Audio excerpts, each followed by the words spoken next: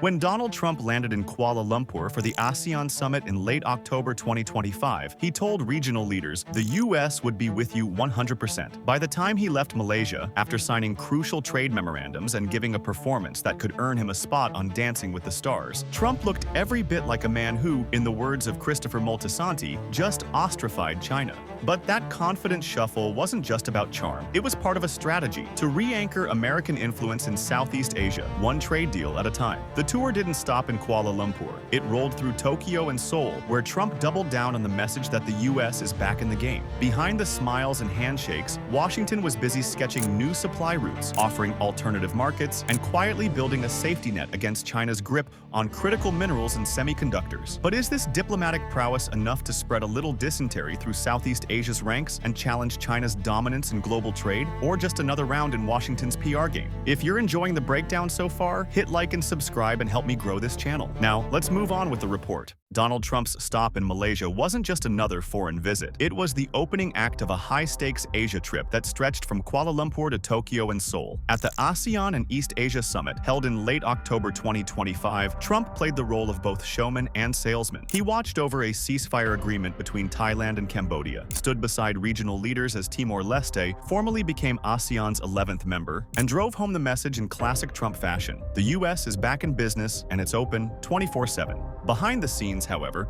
the mood was less ceremonial. U.S. and Chinese trade envoys met in back rooms trying to stop yet another escalation in tariffs and tech bans. According to Reuters, discussions centered on semiconductors, export restrictions, and access to rare earth minerals, the essential ingredients of modern technology. Both sides wanted to cool tensions, but neither wanted to blink first. Trump, meanwhile, announced a string of new trade and investment frameworks with Malaysia, Thailand, and Vietnam. Memorandums that promised cooperation on critical minerals, supply chains, and high-tech manufacturing.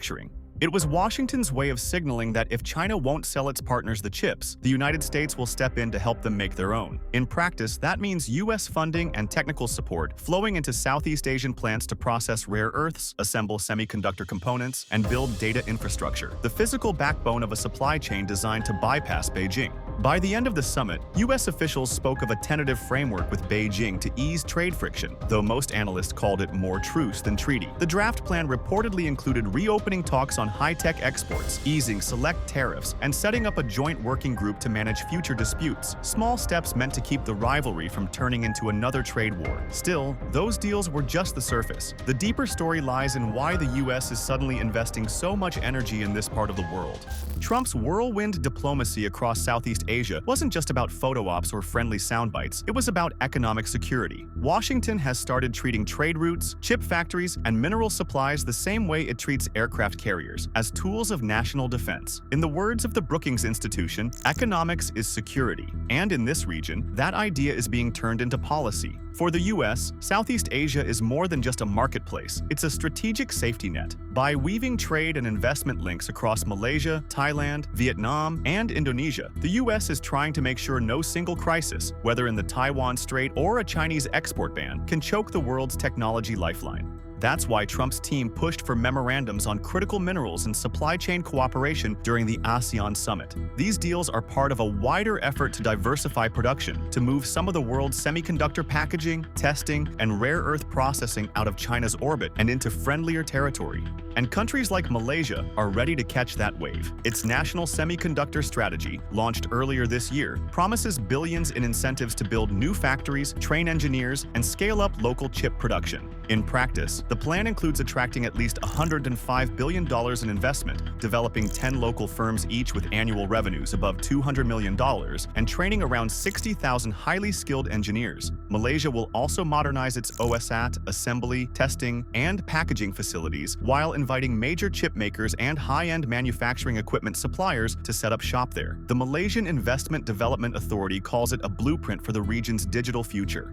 Washington has rewritten its playbook. Trade is now its shield of choice. But Beijing has its own playbook, and it's already turning the page. While Washington was busy shaking hands in Kuala Lumpur, Beijing was taking notes. To China, Trump's charm offensive across Southeast Asia wasn't a diplomatic dance. It was a strategic encirclement, wrapped in a trade deal. Chinese state media painted the U.S. visit as containment diplomacy, arguing that Washington's sudden enthusiasm for ASEAN was less about partnership and more about pushing China out of its backyard. Behind that rhetoric, though, China was already moving its own pieces. Economically, China doubled down on what it does best: trade and infrastructure. Through the Belt and Road Initiative and the Regional Comprehensive Economic Partnership, China continues to funnel billions into ports, railways, and industrial parks across Southeast Asia, ensuring that even if America courts the region, Chinese money still runs through it. In the resource game, China isn't sitting still either. It still controls more than 80% of global rare earth processing, and its companies have been quietly investing in new mining and refining projects in Myanmar and Laos, a way to secure supply chains as the U.S.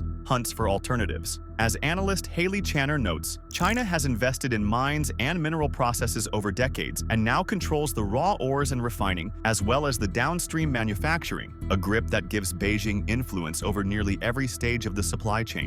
Diplomatically, President Xi Jinping has been on his own outreach campaign, assuring ASEAN leaders that China wants stability, not confrontation. During his recent statements, Xi emphasized that China will stand with Southeast Asia in the face of global economic shocks. It's a message that resonates, especially with governments that depend heavily on Chinese trade and would rather avoid starring in a Johnny and Amber-style breakup: loud, expensive, and with lots of poop for the world to see.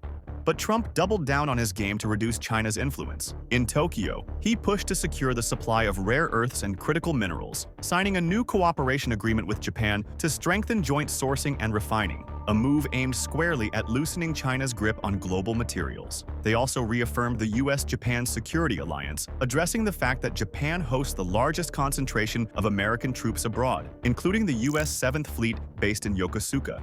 Aboard the USS George Washington, Trump, like a godfather on his daughter's wedding day, made a pledge. "Any favor you need, anything I can do to help Japan, we will be there." Japan, for its part, pledged to accelerate its defense spending to 2% of GDP, calling it the start of a golden age in U.S.-Japan relations. In Seoul, Trump expanded his Asia push with a deal that caught the world's attention. South Korea agreed to invest roughly $350 billion into U.S.-based projects, from semiconductor plants and electric vehicle batteries to defense production, in exchange for lighter tariffs on its exports. Auto tariffs were cut from 25% to 15%, while duties on tech and steel products were trimmed to boost bilateral trade. The agreement was pitched as a win-win. Seoul gains easier access to U.S. markets, and Washington locks in a key ally's capital just as the supply chain race with China heats up.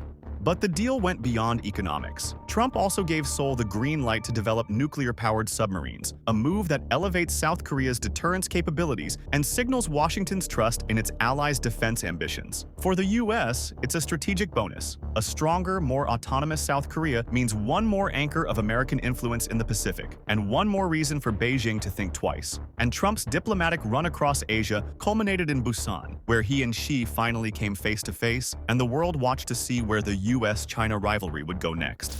In Busan, the tone shifted from confrontation to calculation. After a week of high-octane diplomacy across Southeast Asia, Trump and Xi finally sat across from each other. The two sides agreed to scale back some of their economic blows. Washington trimmed tariffs on Chinese goods. Beijing lifted its year-long chokehold on rare earth exports, and both promised to reopen stalled trade channels. Xi pledged to resume large soybean imports and to clamp down on fentanyl precursor shipments, while Trump framed the concessions as proof that his regional strategy was working.